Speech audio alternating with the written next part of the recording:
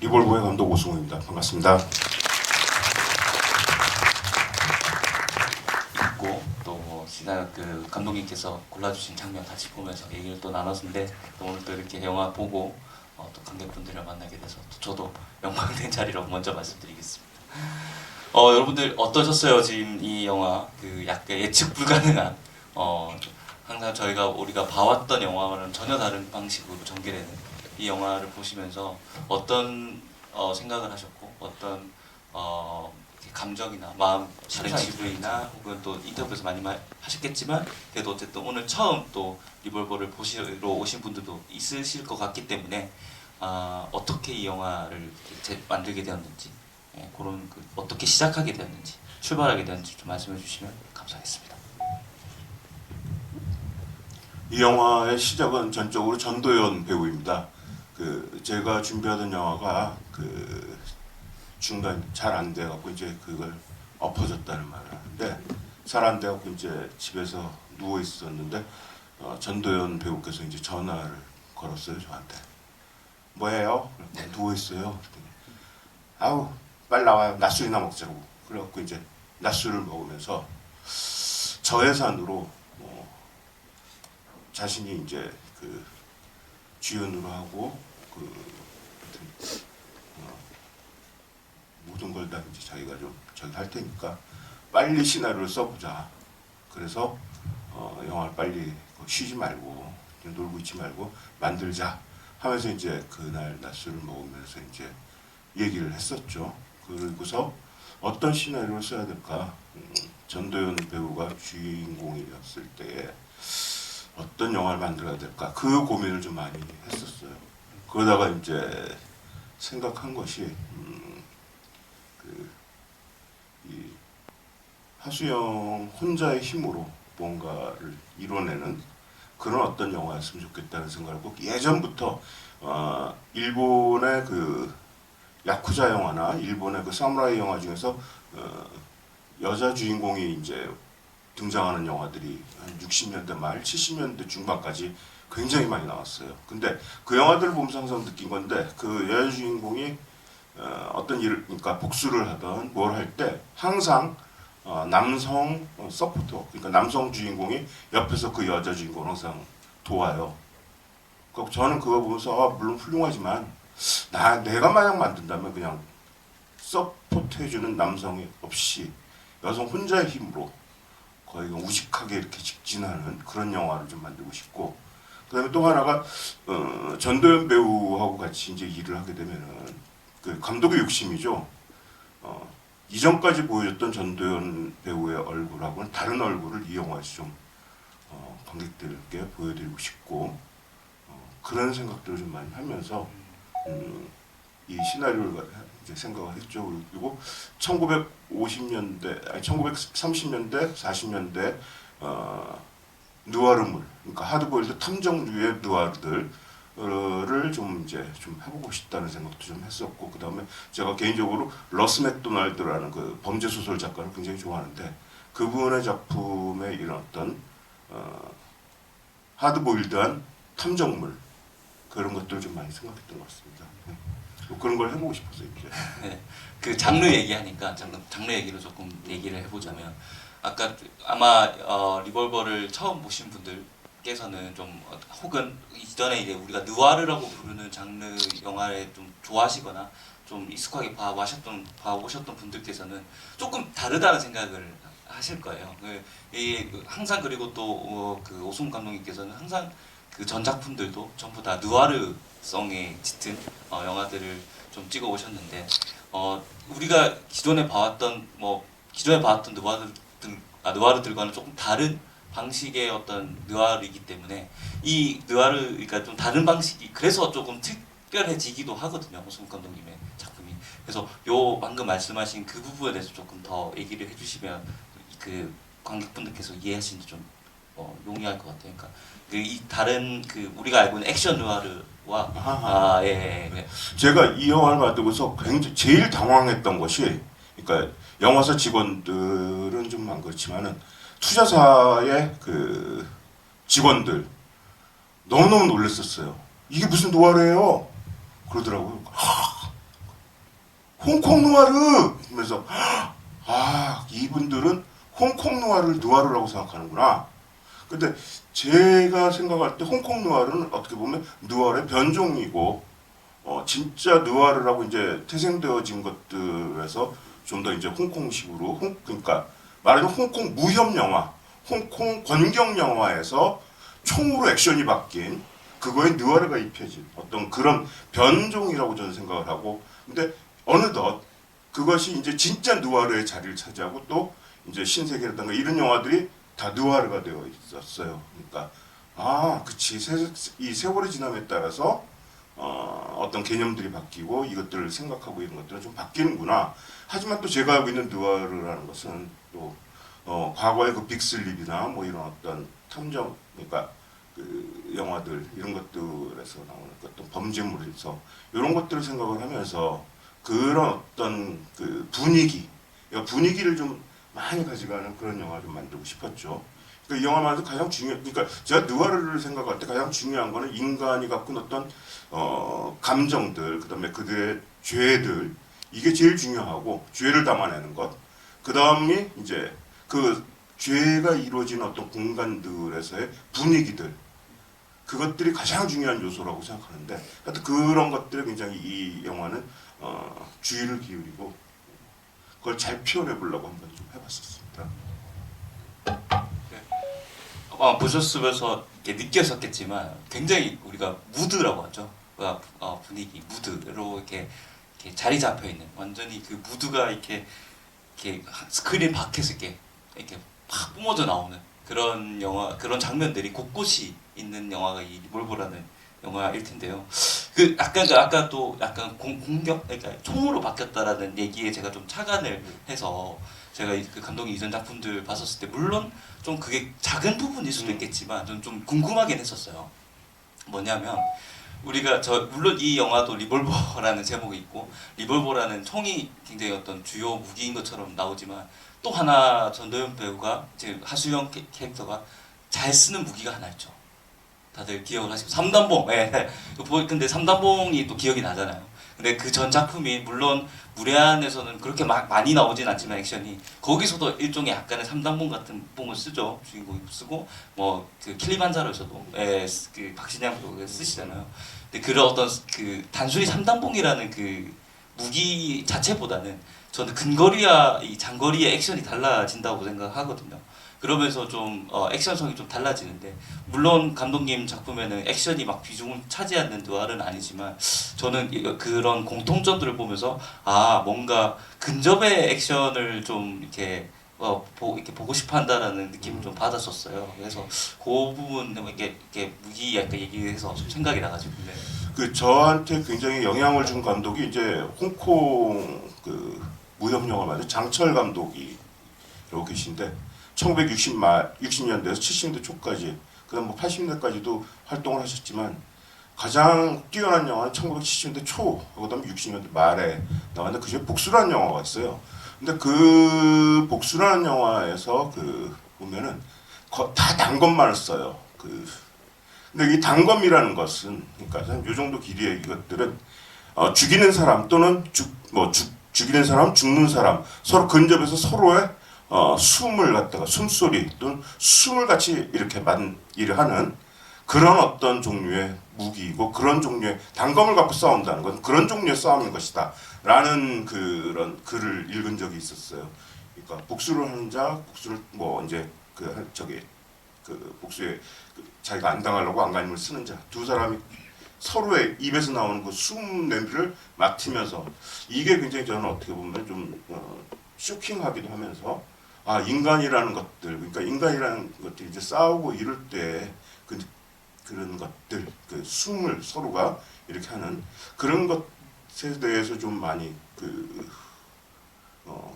나도 좀 해보고 싶다는 그런 생각들을 좀 했고 그런 어떤 감정들 이런 것들이 좀 더 그러니까 액션 장면이 확실한 액션 같은 건 저는 사실 하나도 관심이 없고 오로지 그 싸우는 사람들이 갖고 있는 어떤 정념들 이런 어떤 그 감정들 이런 것들을 조금 더 좀 잘 표현하고 싶은 그게 좀 더 저는 관심사라는 생각이 좀 들더라고요.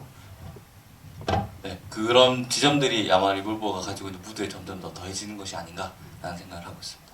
잠깐 관객 질문을 받으면서 또 이렇게 진행해 보도록 할게요. 혹시 이 영화 보면서 좀 궁금한 지점이나 아니면 좀 뭐 소감이나 이런 것도 편하게 말씀해 주시면, 이렇게 손들어 주시면 저희 마이크가 가도록 하겠습니다.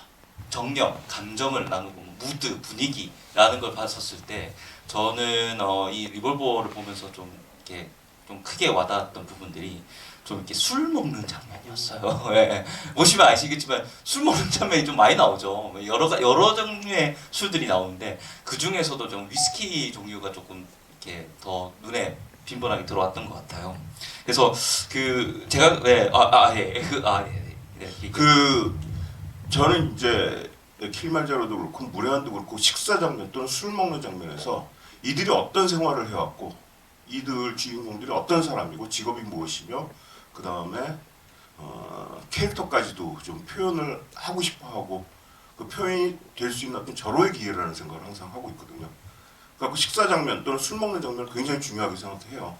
그래서 킬만자로에서는 그 해변에서 그 시동거로는 본네트 위에서 알코올 저기로 버너로 소주하고 맥주를 이렇게 데펴갖고 먹는 장면. 또 그 사람들은 바닷가에서 뭐 일을 하거나 뭐 이러면서 그런 식으로 겨울을 나는 그런 어떤 사람들이고, 그 다음에 뭐 무례한에서는 또 무례한 대로 그런 소주를 갖다가 그러니까 커피 머그잔에다 타먹는, 그러니까 이렇게 해먹거나 커피잔에 대한 건 또 이 김여경이 갖고 있는 어떤 것 그녀의 캐릭터고, 그 다음에 얼음을 와그작 씹어먹는 그 김혜경 같은 경우에 이 여자가 외롭거나 그러니까 혼자 있거나 속상한 일이 있을 때마다 항상 저렇게 골방에서 얼음을 와그작 그 안주를 삼아갖고 씹어먹는 그 처연한 모습이라든가 어떤 그런 것들을 좀 생각을 하면서 했던 것 같아요.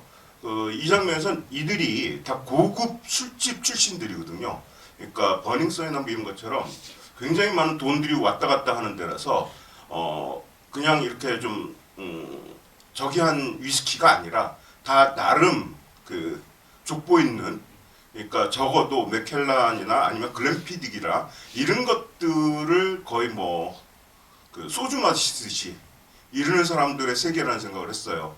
그래서 이들의 세계에서는 그런 것들이고, 하수영 역시 거기에서 그런 어떤 그 나이트 클럽이라나 거기에서 이제 왔다 갔다 하고 거기에서 그 사람들하고 어울리고 그러면서 임석용을 따라다니면서 임석용이 마시는 술들, 임석용이 좋아하는 술들, 그걸 이제 영향을 받았겠죠. 그리고 임석용이 폼 잡아서 또 가르쳐 줬겠죠. 이거 제일 맛있게 먹을래 말이야 하면서 뭐 이렇게 했던 것, 그런 것들이 하수영이 같이 다니면서 느꼈을 때 이거는 내가 교도소 나와서 나한테 그 어떤 보상이랄까 이럴 때 가장 최상의 상태의 어떤 술의 그 향기를 음미하면서 먹어야 돼 하면서 그런 식으로 먹는 거라는 생각을 했었고요. 그 다음에 이 정마담이 그 임석용이 이렇게 준 그 위스키 같은 경우에는 구하기 힘든 위스키고, 절판이 되고서 한정판으로 몇 병 안 나왔다가 싹 없어진 위스키라서 돈 주고도 좀 구하기 힘든 그런 위스키예요. 그렇다고 몇백만 원 그런 건 아니고요. 한 70만 원, 50에서 70까지 뭐 이렇게 하는. 근데 구하기 힘든 거죠. 그거 갖다가 임석영이 얘 구해줬는데, 그걸 정마담은 그 얼음에다 확 타갖고서 이렇게 하면서 거의 그 술의 가치나 이런 걸 그냥 룸사롱이나 이런 데서 먹는 것 같은 그런 상황으로 과거의 것이나 이런 임석영의 어떤 의도나 이런 걸 어떻게 보면 한 방에 날려버리는 그런 어떤 느낌이라고 저는 생각을 했습니다. 그래서 언니 그냥 이렇게 먹어도 되죠? 라는 건 너 이런 그의 임석영이 준 거나 이런 것들 아직도 귀하게 생각하거나 아니면 거의 미련 있거나 뭐 이런 거 아니지? 하고 이런 식으로 얘기한 거, 거기에 대한 답으로서 옛날 얘기하지 마라. 술맛 떨어진다. 뭐 이런 식으로 얘기한 거라서 그 안에서 이들이 어떤 식으로 살아왔고 이 술을 갖다가 어떤 식으로 소비했고 이런 그런 어떤 사람들이라는 그것 때문에 저렇게 위스키를 많이 사용했다는 생각이 들어요. 사실 어제 저희 시상식하고 각 수상자분께서 꼽아주신 장면으로 이제 얘기하는 시간이 있었는데, 그때도 술 먹는 장면을 꼽아주셨거든요. 근데 제가 그 술 먹는 장면 관련해서 이제 그 질문을 준비하면서 그 저희 또 어제 사회 보셨던 분이 또 재미난 글을 쓴 게 있었어요. 그리고 아까 말씀해주신 이런 부분들로 그 리볼버의 캐릭터들을 좀 이렇게 파악할 수 있다라는 것들을 좀 썼던 그런 재미난 글이었는데 거기 아까 그 어제 그 선택해주신 장면이 에 대한 얘기를 하면서 이게 우리가 느와르나 어떤 다른 기타 영화에서 봤던 남성들이 먹는 위스키와는 다른 분위기다. 여성들이 이 위스키를 먹으면서 어떤 그게 진행이죠 여기서는 뭐 그게 진행이든 아니면 그 아까 말했던 하수영의 그 어떤 그 진행할 목적을 이렇게 얘기하는 그런 장면인데 그게 좀 다른 분위기를 가지고 있는 것 같다. 우리가 기존의 남성들이 위스키를 먹는 장면과는 그래서 그 장면이 저도 조금 더 궁금했고 물론 어제도 말씀해 주셨지만 또 이렇게 소개해 주시는 측면으로 한번 얘기를 해주시면 좋을 것 같습니다. 그 장면은 그 이렇게 얼음에다가 이렇게 그 임지연 배우가 따라주고 이제 방 같은 호텔 방 같은 곳에서 이제 앉아서 먹는 그런 장면입니다. 그러니까 남성들하고 뭐 이렇게 다를까? 그건 잘 모르겠네요. 그 일부러 그 남성 여성 이런 걸 구분짓거나 이런 게 싫고 그런 식으로 얘기하는 것도 싫고 이건 전도연이라는 배우와 그 다음에 이 임지연이라는 배우가 갖고 있는 둘만의 독특한 어떤 아우라로 그 장면을 전체를 갖다가 하는 것이라서 굳이 어떻게 그 선입견이나 편견일 수도 있다는 생각이 좀 들거든요. 그러니까 전도연 배우가 갖고 있는 자신만의 어떤 독특한 분위기, 그다음 그 전에 사람을 때리고 와서 이제 사고를 크게 치고 나서의 그 어떤 이 안에 있는 그 폭력의 어떤 그 냄새들, 기운들, 피 냄새 이런 것들이 같이 있는 어떤 분위기라서 좀 그게 뭐 특별히 뭐 다르고 그런 건 아닌 거라는 생각이 좀 듭니다. 알겠습니다. 그러면 또 한번 이쯤 됐으면 이제 한번 또 질문들이 나올 수 있을 것 같아가지고 손 들어주시면 저희가 마이크를 들고 진행을 해보도록 하겠습니다. 팬입니다, 감독님. 그 영화에서 분위기를 완성시키는 게 다른 영화도 그렇겠지만 음악을 굉장히 오수묵 감독만의 음악을 쓰시는 것 같아요. 물의 안에서도 그렇고 이번에도 혹시 조영욱 감독 그 음악을 쓰실 때 어떤 생각을 가지고 얼마나 그 개입을 하시는지 좀 궁금합니다. 제가 음악을 정말 좋아하고 거의 음악에는 거의 약간 미친놈이에요. 그래갖고 집에 음반이나 뭐 레코드판 뭐 이런 거 갖다가 집에 놓을 자리가 없어갖고 머리에 이고 자고 이러는데 킬리만자로라는 영화를 하면서 조금 잘 알지도 못하면서 음악을 많이 들었다고 영화 음악을 아는 건 아니거든요. 근데 그때 착각을 좀 해갖고 좀 꼴값이 떨었어요. 음악 감독한테. 근데 좋은 결과가 아니더라고요. 내가 음악을 좋아해서 듣는 거하고 영화 음악을 하는 거하고는 정말 다른 세계인데 음악 조금 들었다고 하여튼 그래고 그때 기억에서 되게 안 좋아. 그러니까 그때 조성욱 음악 감독한테 되게 좀 잘못을 많이 했었고 그때 좀 많은 후회를 했었어요. 그러다가 이제 이 조용욱 음악 감독님을 만났는데 이 조용욱 음악 감독님은 무료하는 되게 편하고 쉽게 했어요. 그러니까 어떤 챕터들을 만들어서 자 여기서부터 김혜경이 등장하는 챕터에 어떤 음악이 나오고 이 챕터에서 어떻게 하고 이런 식으로 갖고 둘이서 뭐 되게 편하게 작업했어요. 근데 이거는 조영우 음악 감독께서 우리 무슨 놈의 영화가 음악을 뱉어내 돌아버리겠네 그러면서 저도 무슨 음악을 넣어도 좀 그랬었어요. 그래갖고 되게 고생을 했어요. 정말 고생을 많이 했던 것 같아요. 좀 중간에 마음에 드는 부분들이 나왔는데 50년대의 할리우드 범죄 영화나 이런 어떤 것에서 좀 쓰였던 그러니까 버나드 하만적인 그러니까 히치콕 영화에서 그런 어떤 음악들이 조금 나오고 거기다가 이제 좀 굉장히 고전적이고 그런 클래식이나 이런 것들이 좀 이렇게 해서 한번 돌파구가 생기나 했는데 그것도 좀 안 좋았고요. 그러다가 역시 조용욱 음악 감독님이시니까 그 돌파구를 찾아내시더라고요. 그리고 조용욱 감독님하고 이 영화를 하기 전에 저 같은 경우 이제 그 어떤 음악을 해주세요, 어떤 음악 이런 걸 절대 안 하고 그것도 생각해봤자 영화하고 이렇게 또 붙여놓으면 아주 냉정하게 봐서 맞지도 않고 그래갖고 그런데 그런 건 했었어요. 내가 좋아하는 음악, 이 영화의 어떤 어울리는 주인공의 감정이나 이런 것들에서 이런 음악들에 대해서 굉장히 많은 얘기를 하고 계속 음악을 갖다 하루 종일 들었었어요. 그래서 내가 추천한 음악, 한 음악, 이런 것들 그러면서 제가 그때 인디 뮤지션인데 남성들의 영웅설화, 그러니까 테세우스, 이런 어떤 헤라클레스 이런 것들을 갖다가 여성의 관점으로 남성 그러니까 이 영웅들을 갖다 여성의 관점으로 바라본 그런 음악이 있었어요. 그렇게 네 곡인가를 작곡했는데 되게 괜찮았었는데 그걸 좀 들려주면서 자 이런 것도 어떻게 생각하시나 이러고 그다음에 여러 가지 이제 종교 음악 이런 것도 좀 얘기하고 이러다가 어느 날부터 이 조용음악 감독님이 이 마림바라는 걸 착안해내시고 그걸 갖다 넣으면서 이 음악의 어떤 방향이 좀 생기고 전체적으로 타악기를 갖다가 쓰면서 전체를 갖다가 이렇게 좀 만들기 시작. 그래갖고 좀 탈출구가 생기고 그 다음에 이제 음악을 넣는 구간도 참 너무너무 힘들었어요. 그러니까 여기 넣었으면 좋겠다고 생각하면 정말 안 좋고 넣었으면 좋겠다면 되게 힘들었는데 저는 개인적으로는 무료할 때보다 훨씬 이번이 조용음악 감독님께서 잘 하셨다는 생각이 들고 조용음악 감독님은 저한테 너무나 어떻게 보면 편한 게 뭐냐면 영화를 굉장히 잘 하시는 분이고 영화에 대한 그 어떤 취향 또는 영화에 대해서 생각하는 거 이런 것이 저하고 그렇게 큰 차이가 없어요. 거의 비슷해요. 그래서 조용음악 감독님하고 좀 굉장히 통하는 게 있죠.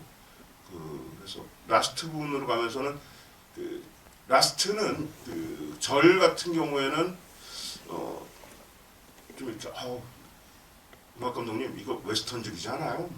셀지오 레콘이 잡지잖아요. 그러면서 웃으면서 그럼 엘리오 모리코네로 해야 되는 거 아니야? 이러고 장난치고 하는데 거기 좀 웨스턴적으로 좀 찍었었거든요. 그래갖고 그 도입부부터는 레오네 그것이 아니라 조용음악 감독님만의 웨스턴 같은 스타일로 거기를 갖다 음악을 이렇게 넣었다는 생각이 좀 들고 굉장히 제가 좋았어요. 저는 개인적으로 이번에 하신 게 참 잘하셨는데 라는 생각을 하죠. 되게 말씀하신 것처럼 음악의 배치라든지 아니면 음악이 어떻게 이제 흘러가는 선율이라고 해야 될까요? 그런 것들이 굉장히 촘촘하다는 생각을 좀 많이 했었거든요. 안 그래도 음악에 관련한 질문을 좀 준비하긴 했었는데 이렇게 또 해주셔서 네, 감사합니다. 또 하나 한번 받아볼 수 있을까요? 네, 좀 궁금. 그런 건 있었네요. 이 음악이 한 두 번째, 세 번째 버전이 나왔을 때 좀 박찬욱 감독의 영화의 음악하고 너무 같은 거 아니야? 해갖고 또 굉장히 또 우리가 그냥 수렁에 빠져갖고 허우적허적거렸었죠. 근데 지금 나온 거 보면은 같은 음악 감독이 한 거라서 그렇지만 그렇게 본질적으로 좀 다른 음악이라고 저는 생각을 하거든요. 네, 아까 질문. 네, 영화 너무 재밌게 잘 봤습니다. 방금 전에 음악에 대해서 이렇게 말씀해 주셨는데 배우들 연기하는 것들 보면 너무나 너무 잘해가지고 잘 봤는데 그 연기를 디렉팅 하실 때 구체적으로 하나하나 세심하게 이렇게 하시는 건지 아니면 조금 배우들의 자율성을 주시는지 어떻게 해서 이렇게 연기가 잘 나왔는지 궁금합니다. 저는 지금 여기 영화 쪽에 와서 이제 하지만 세 편째 아주 풀맥이고 거의 신이죠. 세 편이면. 그러니까 연기를 몰라요. 저한테는 연기 스승님만 계실 뿐이에요. 킬리만자로 때는 박신양과 안성기라는 어마어마한 연기 스승님이 계셨고 그분께 제가 연기를 배웠었다는 생각이 들고요. 근데 그거 하나만 어떻게 그 연기의 세계를 알겠습니까? 모르죠. 그리고서 그 다음에 김남길 배우와 이제 전도연 배우라는 어마어마한 분들, 특히 전도연 배우를 만나면서 연기에 대해서 굉장히 많이 배웠죠. 그리고 연기에 대한 어떤 디렉팅 이런 것들에서 그건 배우에 따라서 다 다를 거라는 생각이 들어요. 그러니까 여기에 나온 모든 배우분들은 베테랑이에요. 그리고 이분들한테는 연기 지도나 이런 것들하고는 좀 다른 차원의 문제가 필요하다는 생각이 들어요. 그런 연기 지도나 이런 문제는 그 이분들하고는 거의 그 다른 어떤 천상계의 분이라는 생각을 하거든요. 그러니까 이분들한테 말도 안 되게 연기 지도를 하는 것 자체가 영화를 망치는 길이 돼 버려요. 그러니까 이제 그 김남길 배우 또는 그때 박신양 배우 뭐 그다음에 이런 분들하고 일을 하면서 느낀 건데 그분들은 또 굉장히 또 그 뛰어나신 어떤 분들이라서 감독하고 처음에 일을 하면서 첫 번째 테이크, 두 번째 테이크, 세 번째 테이크 이렇게 보면서 어떤 오케이를 내리는가 자기 연기에서 그걸 뒤에 와서 봐요. 그러고서는 박신양 배우도 그런 말을 했었고 김남길 배우도 아 우리 감독님은 참 내가 아무것도 안 해야지만 좋아하시네. 그러면서 자기가 오승우과 같이 하는 이 영화에 대해서 자기 연기 스타일을 갖다 만들고 이렇게 가거든요. 그러니까 말할 필요가 없는 것 같다는 생각이 들어요. 그리고 전도연 배우는 그런 어떤 거에서 더 이제 어마어마하신 뭐가 있는 분이시고 그래서 이런 어떤 큰 그림을 그려놓죠. 그 다음에 제일 중요한 건 그래서 얘가 시나리오라고 생각을 해요. 그 시나리오를 읽고서 같이 얘기를 하면서 이분이 이 시나리오를 갖다 정확하게 보고 계신가, 그 시나리오에 이렇게 나와 있는 것 갖다 오해하고 계신가, 오해만 안 하면 되거든요. 그러면은 굉장한 연기가 나오는 거거든요. 그리고 내가 시나리오 쓰면서 저 같은 경우에는 이렇게 연기할 것이다 저렇게 연기할 것이다를 상상하지 않고 써요. 그렇게 써봤자 아무런 그 소용도 없고 거의 공연불에 지나지 않기 때문에.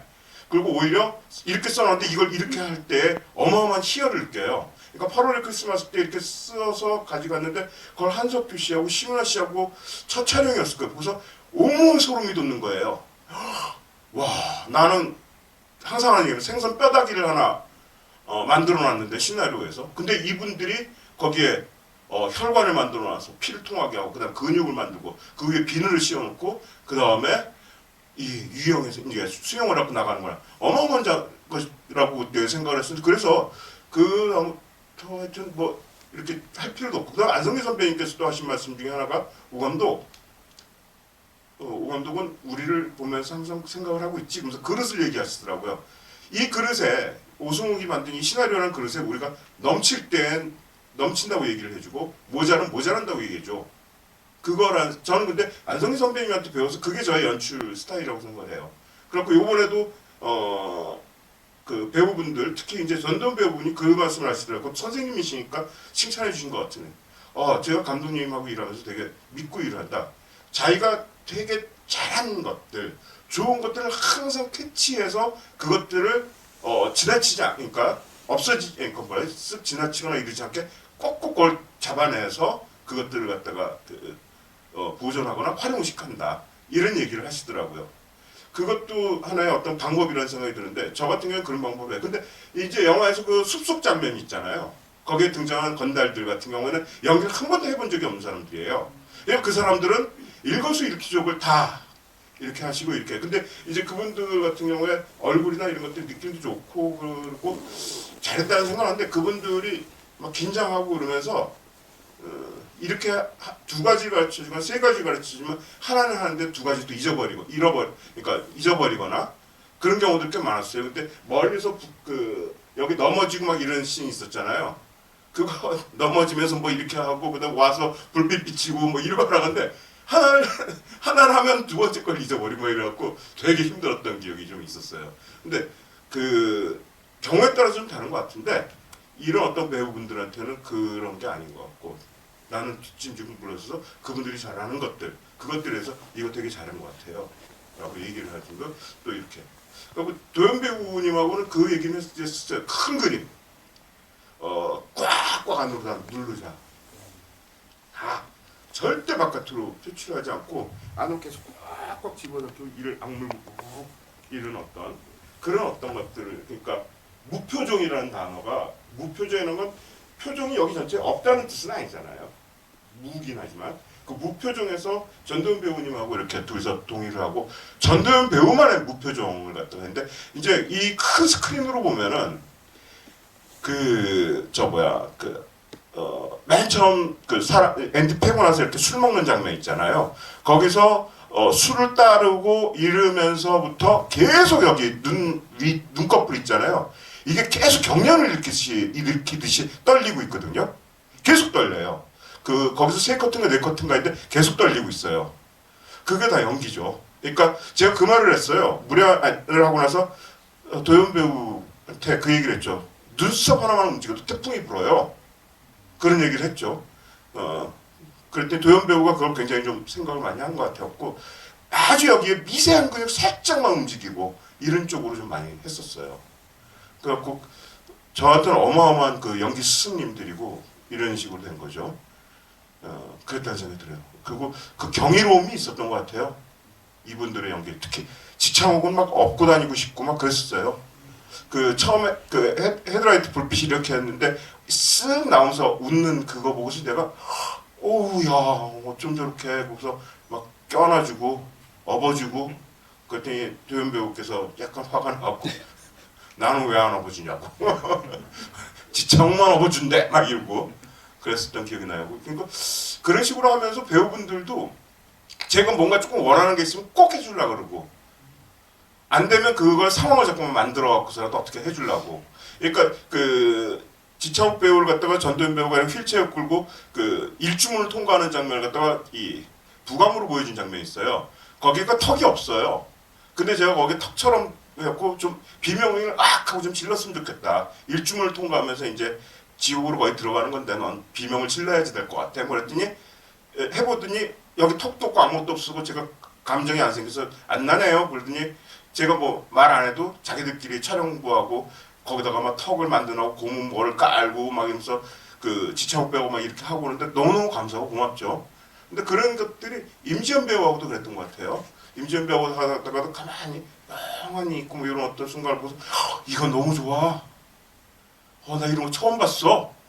막 또 임지연 배우도 되게 그 겸손해갖고 소가 뒷걸음질 치다가 뭐 이런 식으로 하면서 또 좀 그 다르게 또는 임지연 배우가 갖고 있는 어떤 거 새로운 걸 갖다 이렇게 하는 거, 그게 되게 즐겁다는 생각을 했어요.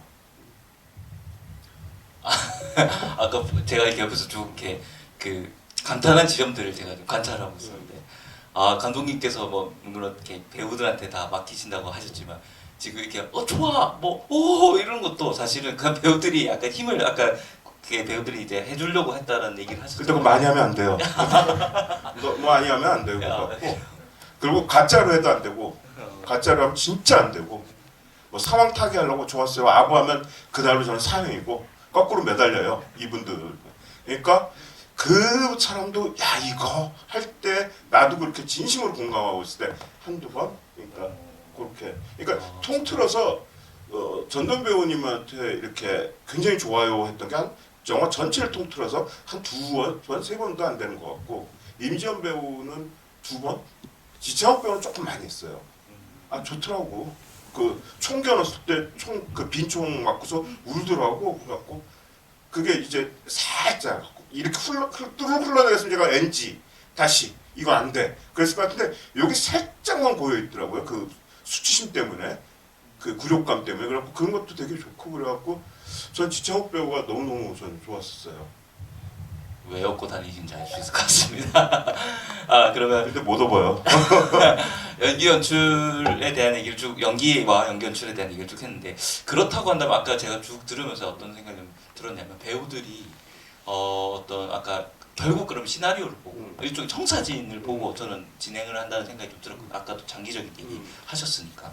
그래서 제가 보면서 느꼈던 게 있는데, 전 개인적으로 이 리볼버라는 영화가 인물의 부분 단면들이 좀 이렇게 합쳐지는, 결국 화종사라는 절에 합쳐지는 장면도 이렇게 있듯이 좀 부분의 영화라고 생각했어요. 부분 혹은 단면의 영화라고 생각했던 게 뭐냐면, 보셨으니까 아시겠지만 그런 게 있잖아요. 그러니까 뭐라고 해야 될까, 좀 인물들의 전사라든지 인물들의 어떤 사정이라든지 이런 것들이 조금 이게 나올 것 같은데 약간 안 소개돼 있고 삭제돼 있고, 혹은 분명히 무슨 둘이서 뭔가 일이 있었을 것 같은데 이게 소개가 안 돼 있고, 뭐 이런 부분들이 굉장히 저한테는 좀 독특하고 특이하게 탁 다가왔거든요. 그러면서 이제 결국 근데 사건을 진행하다가 이제 그 인물들이 여기 주인공뿐만 아니라 아까 말씀하셨던 그 김종수 배우님이 하셨던 본부장 역 혹은 뭐 저기 임석용이라든지 아니면 뭐 민기현이라든지 이런 어떤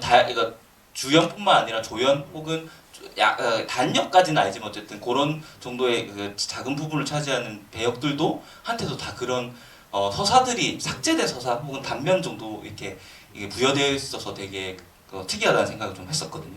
그래서 어떠세요? 이렇게 시나리오 쓰실 때 그것도 이 이제 삭제된 건 아니고요. 네. 시나리오를 쓸 때 이미 이렇게 좀 쓰여졌고 그 다음에 이제 시나리오 쓸 때 캐릭터에 대해서 한 A4 용지로 한 2장 뭐 정도 그 인물의 전사, 그러니까 그레이스 같은 게 굉장히 길었어요. 그러니까 연대기를 만들어요. 얘가 1970년, 그러니까 80년도엔 뭐 했고, 앤디를 몇 년도에 나왔으며, 앤디는 또 여기 한국에서는 어느 초등학교를 다녔고, 뭐 이런 것들 있잖아요. 그 다음에 중국으로는 또 어떻게 건너갔으며, 할머니하고는 어떻게 살았고, 뭐 이런 것들을 다 해놓고, 그 다음에 영화 속에서 그걸 넣었다가는 영화가 뭐 정작 어마어마하게 길어져 버리니까, 그런 어떤 상황에서 그 무언가 그들이 갖고 있는 어떤 기운들을 갖다 찍는 것, 그것이 이제 제가 정말 좀 하고 싶어하는 것들이기 때문에 그러니까 민기영 같은 경우에도 그 임석용하고 그 어떤 세 명의 어떤 관계에 대한 거 이런 것들은 브리핑을 다 하죠. 그런데 또 배우분이 그거 안 알려줘도 돼. 난 좀 그래. 그러면은 그분이 말씀하시는 거 듣거나 이렇게 해갖고 그 뭐야 시나리오를 정확하게 이해하고 계시거나 이러면은 그때는 안 알려주기도 하고 그런 식이라는 생각이 좀 들거든요. 그렇고 근데 삭제된 것이라기보다는 이것만으로도 그 관객분들께서 조금만 좀 주의를 기울이면 다는 할 수 없지만 어느 정도의 그 어떤 냄새를 맡을 수 있다라는 생각이 들고 나는 준비할 땐 이렇게 해야 되는 것 같고 이렇게 되면 민기현 하나의 주인공인 영화를 만들지 왜?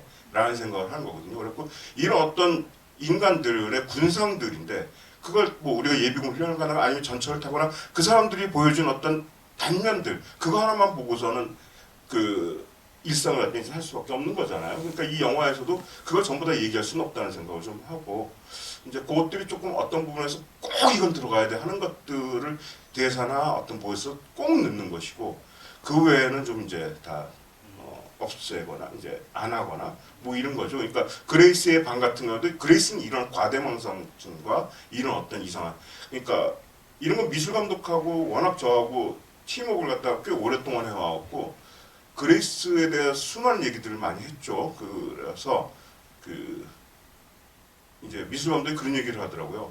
하고 뭐 이렇게 해서 저 그림을 갖다가 갖고 와서 와 자기 방에다가 그 밀림 어떻게 보면 원시림 비슷한 어떤 밀림을 갖다 놓는 사람 이 사람의 머릿속은 도대체 뭐지?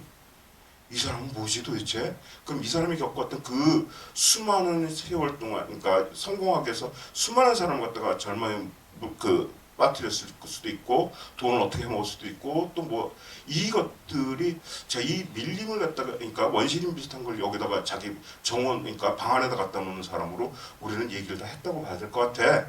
이렇게 해서 관객들이 거기서 미루어 짐작을 하거나 그래서 그것도 좀 저기 하니까 70년대 60년대 말 70년대에 되게 대단히 유행했던 그리고 뉴욕 사람들이나 뭐 이런 사람들이 되게 좋아했던 그 미니멀 조각 이사무 노구치라는 제일 미군이기나 그 사람이 만든 그런 거를 또 갖다 놓고 그 다음에는 한쪽엔 루어를 갖다 놓고 주에 관한 어떤 거 갖다 놓고 또 한쪽에는 가장 최신까지 아니라도 가장 근래의 한국 작가의 작품을 갖다 놔서 이 사람이 갖고 있는 그림들에 대한 생각 중에 어떤 거는 그림을 재산가치로 생각하는 것, 또 어떤 거는 또 조금 뭔가 다른 부적같이 생각하는 것 이런 것들을 좀 해보려고 했고 그것들이 그뭐 관객들이 다 모르잖아요. 그래서 그래도 우리는 필사적으로 관객들한테 몰수보를 보내는 거 아니야? 이러면서 좀 했던 생각이 좀 드네요. 모습 하니까 약간 직관적으로 자기가 되는 것 같습니다. 예, 혹시 또 질문 또 하나 받아보고. 예. 예, 감동 영화 정말 잘 봤습니다. 감사합니다. 저는 영화에 대한 전문인도 아니고 그냥 단순히 영화를 좋아하는 그런 감상자 입장에서 제가 궁금한 걸 한 가지만 여쭐게요. 뭐냐면은 여기에서 나오는 주지스님의 어떤 주는 메시지와 마지막에 거기 노상의 점포에서 술과 해물을 그 생선을 구워서 파는 그 아주머니가 주시는 그 메시지가 감독님은 우리에게 어떤 걸 주려고 하셨을까 그걸 알 듯하면서도 또 모르겠고 그게 맞을 것 같아요. 궁금합니다. 근데 이거는 제가 이걸 한정 짓는 순간 대단히 재미없는 영화가 된다는 생각이 들어요. 제가 어떤 생각을 갖고 이걸 썼을지라도 관객분들이 받을 때 저런 필요 없는 걸 했어. 저 사족이야 하시는 분도 있을 것이고. 그러니까 지금 질문하신 분께서 어렴풋이 알고 있는 그게 맞는 답이라고 저는 생각을 하고 그게 답이에요. 주의 스님에 대해 생각하시는 게 있을 거 아니에요. 박수 치는 것도 있을 거 아니에요. 그게 맞는 것 같아요. 제가 뭐라고 얘기하는 거는 좀 아닌 것 같다는 생각이 드는데 그 박수 같은 걸 그것도 배우한테도 그랬어요. 제가 이거 왜 쳐요? 뭐 이렇게 물어보면은 그냥 네가 생각하는 게 있으면 그게 맞을 거야 라고 얘기를 하려고 그랬는데 다행히도 저 배우는 왜 치는지 다 알고 있고 그렇더라고요. 근데 그게 너무 한정 지어지면 또 영화가 되게 재미없어지는 것 같아요. 그래서 생각하시는 게 맞습니다. 근데 이런 건 있죠. 저 라스트 장면은 옛날에 제가 킬리만자로 촬영을 할 때 방파제 이렇게 아주머니들이 주문진의 어시장, 그러니까 배가 이렇게 들어와갖고 이렇게 공판장이 있으면은 거기에 이제 어부들이 꽁치 뭐 이런 걸 다 팔고 거기에 이제 대가리 잘라진 거, 그 다음에 꼬리에 상처나 뭐 몸에 상처나 뭐 이런 걸 따로 모아갖고 이 아주머니들한테 헐값으로 이제 팔아요. 그럼 그 아주머니들 그걸 좀 손질을 해갖고 방파제에 이제 쫙 나와갖고 거기서 생선을 갖다 이제 연탄화로에다 이렇게 구워요. 그래갖고 조감독하고 너무 먹고 싶어갖고 와 저거 그러니까 찬바람이 확 부는데 거기에 이제 소주를 갖다가 이렇게 해갖고 그러면 겨울에 이렇게 청명한 날에 보면 연기가 쫙 하늘 올라가요. 거기에 아주머니 한 5-6분이. 근데 그게 지금은 없어요. 지금은 없어진 것 같아요. 근데 그래도 하여튼 여기다 꼭 갖다 놓고 싶고 하고 싶고 뭐 이런 생각을 좀 했었어요. 마지막 장면 얘기해서 나오는 건데 진짜 저 처음에 봤었을 때 아니 저 무드에 저게 또 너무 저는 생경한 장면이잖아요. 아마 실제로 있었던 장면이라고 하지만 저는 저한테는 생경한 모습의 위치에 꽁치에 소금 착착 뿌렸다 너무 맛있게 보이고 저 소주 한 잔 꼭 먹어보고 싶다 이런 생각이 들 정도로 굉장히 마지막 무드가 있었던 장면이었던 것 같습니다. 그럼 시간이 조금 지금 얼마 남지 않아서요. 일단 질문을 한 개 더 받아보고 또 마무리 지을까 하거든요. 네. 혹시 질문 또 하나 해주실 분? 스님 얘기도 박수 얘기도 나오고 이랬었지만 저는 제가 이 영화 리볼버를 처음 봤었을 때에 진짜 이렇게 약간 좀 감탄을 했던 것이 초반에 보면은 마치 결정적인 증거가 담겨 있는 원래 맞죠? 결정적인 증거가 담겨 있는 폰이 딱 하수경이 이제 출소하자마자 딱 맡겨져가지고 이 문제를 해결할 것처럼 이렇게 하잖아요. 근데 딱 하자마자 갔는데 이게 고장이 나버렸어. 이 낭패감, 이 어떤 근데 또 보면 전도연 배우의 리액션을 보면 그렇게 또 낭패감이 어려 있는 것 같지도 않아요 얼굴이. 그게 되게 이 예측 불가능함. 제가 그동안 봤던 시나리오 구조에서 이게 어떤 중요한 그거가 된다든지 아니면 그거를 찾기 위해서 뭘 한다 이런 것이 아니라 전혀 다르게 딱 이렇게 던져버리고 가는 그것들이 좀 너무 크게 이렇게 너무 흥미롭더라고요. 그래서 어떻게 그런 타이밍 박수도 사실 어찌 보면 약간 진지한 가운데서 갑자기 스님이 박수 탁 치는 것도 되게 독특한 타이밍이라고 생각을 했었는데 그런 부분들을 어떻게 시나리오에서는 그때 이제 2년이라는 기간 동안 이제 교도소를 다녀온 사람들이 좀 계신데 그분들한테 좀 취재하면서 좀 물어보고 그러면서 보면은 거의 죽을 그러니까 범죄자가 아니고 그냥 일상 우리 같은 사람들은 거의 1년 조금 지나면 공황이 와갖고 거의 죽을 것 같고 막 그렇다고 그러더라고요. 그러니까 숨을 의식하고 쉬어야지만 되다 보니까 밤에 잠을 못 잔다 그러더라고요. 잠을 자면 숨이 끊어질까 봐서. 이제 하수영도 그거에 대한 굉장히 긴 대사 이런 것들이 있다가 마지막에 촬영 들어는 결정보 나올 때 그 대사분들을 다 지워버리고 그냥 이 임석영이 잠은 좀 잘 자나 그걸로 이제 바꾸고 뭐 이런 식으로 했는데요. 하수영 그러니까 그냥 툭 던져버린다. 그것만 툭 써놨거든요. 근데 거기에 대해서 전도연 배우는 그 일절 질문이 없어요. 나 알아 그 마음. 그리고 그렇게 교도소를 갔다 와서 내가 지금 하려는 거에서 어떤 난관이 있거나 그래도 나는 그런 것 따위에 내가 이렇게 그 실망하거나 이런 사람 아니야. 뭐 이런 어떤 결연함 이런 것들 때문에 그냥 툭 던지고 근데 그게 첫날 촬영이었는데 막 박수 치고 싶더라고요. 근데 일일이 이런 것까지 박수 치면 큰일 난다. 박수를 너무 많이 쳐야 돼. 그래서 그냥 잘했어요 뭐 이런 식으로 하고 그렇게 말했죠. 그리고 또 전도연 배우께서 저하고 일을 하면서는 전도연 배우는 첫 테이크가 제일 좋아요. 그리고 첫 테이크가 갖고 있는 그 강력한 어떤 기운들이 있어요. 그리고 첫 테이크를 놓치면 우리 정말 죽어야 된다라고 생각하고 아주 첫 테이크처럼 더 무지하게 긴장하고 촬영 감독이면 뭐 우리가 찍어요. 그런데 이제 남길 배우 같은 경우에는 조금 힘들었었어요. 남길 배우는 세 번째, 네 번째 테이크부터 이제 이렇게 슬슬 달아오르는 스타일이에요. 그런 스타일들이 있거든요. 첫 번째에서 두 번째, 세 번째 하면서 이렇게 달아올리고 이러는데 남길 배우가 처음에 조금 깜짝 놀랐죠. 이게 오케이 막 이러면서 그랬다가 이제 나중에 남길 배우도 그거에 맞춰갖고 그러면서 이렇게 해갖고 되게 어떻게 보면 그런 것들이 대단히 재밌다는 생각이 좀 드는데 하여튼 도연 배우한테 뭐 이렇게 저렇게 얘기할 필요는 없는 것 같아요. 시나리오 써놓은 것을 자기가 그냥 다 그 저하고 한 작품을 같이 했지만 그 굉장히 많이 이해하고 있더라고요. 그 제 생각이나 이런 것들을 갖고 던지는 거 그다음 뭐 이런 것처럼 보면서 되게 그런 것들을 설명할 필요가 좀 없었던 것 같아요. 도연 배우하고는요. 그게 또 어떻게 보면 굉장히 근데 만약에 의견이 갈린다. 그럼 이제 끝장난 거죠. 그건 뭐 돌이킬 수 없는 것 같아요. 그 도연 배우 스타일로 가야지 뭐. 근데 다행히도 무례한 때도 그렇고 이 리볼버 때도 그렇고 의견이 갈린 적은 한 번도 없어요. 무례한 때 딱 한 번 있었다. 그 꼭 필요한 대사라고 나는 생각을 했는데 도연 배우는 이게 반복이다. 그냥 반복이라도 해야 된다. 갖고 좀 장시간 그랬다가 결국은 도연 배우가 하더라고요. 뭐 감독이 하라는데 어떻게 보면서 하긴 하는데 약간 성의 없이 하더라고요. 웃자고 한 얘기예요. 아마 여러분들 무례한 보면서 못 찾아내실걸요, 그 장면. 그러니까 일반인들은 일반이라고만 죄송하지만 전문적인 사람들은 못 찾아내는데 저만 도연 배우에 대해서 잘 알고 있는 저만 아는 거거든요. 마음이 상했구나. 그거 딱 그런 게 있었어요. 예. 재미있는 에피소드가 생각보다 많을 것 같아요. 네, 그렇습니다.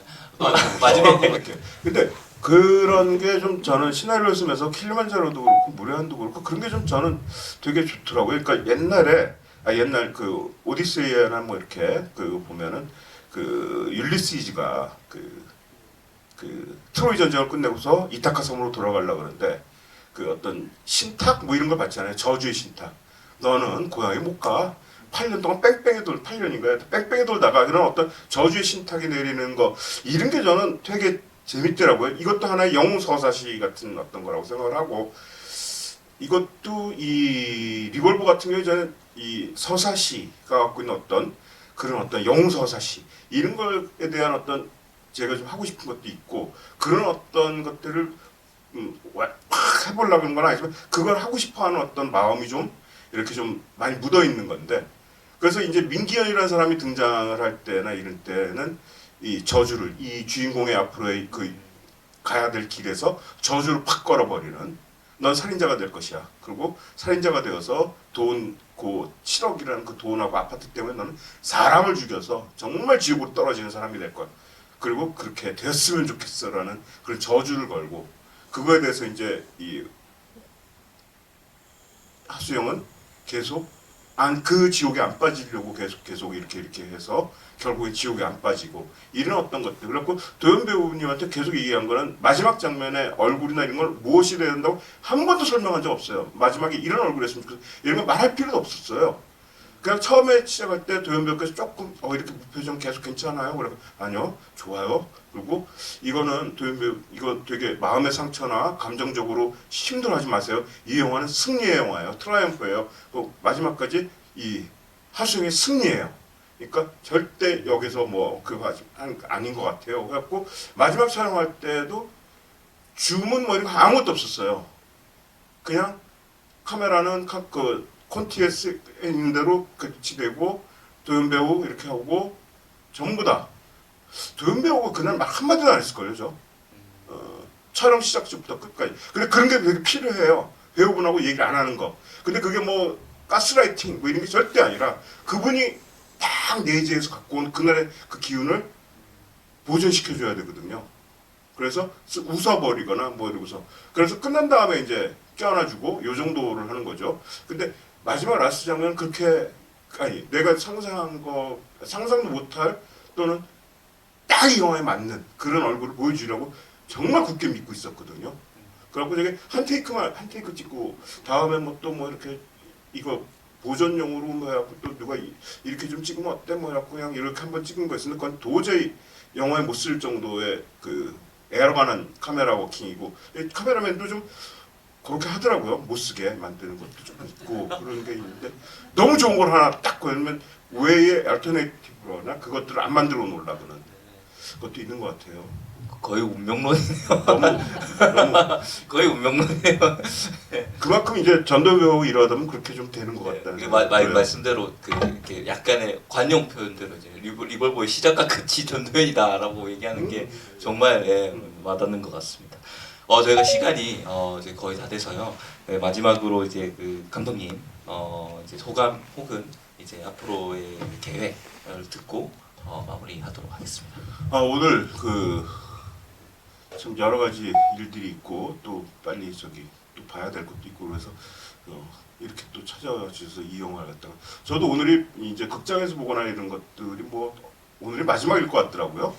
앞으로 또 이게 선행될 기회가 있을까라는 생각에서 오늘 저도 저쪽에 앉아서 봤었는데 하여튼 이렇게 와주시고 이 영화를 관람해 주시고 또 이렇게 남아서 제 얘기를 들어주시고 정말 감사합니다.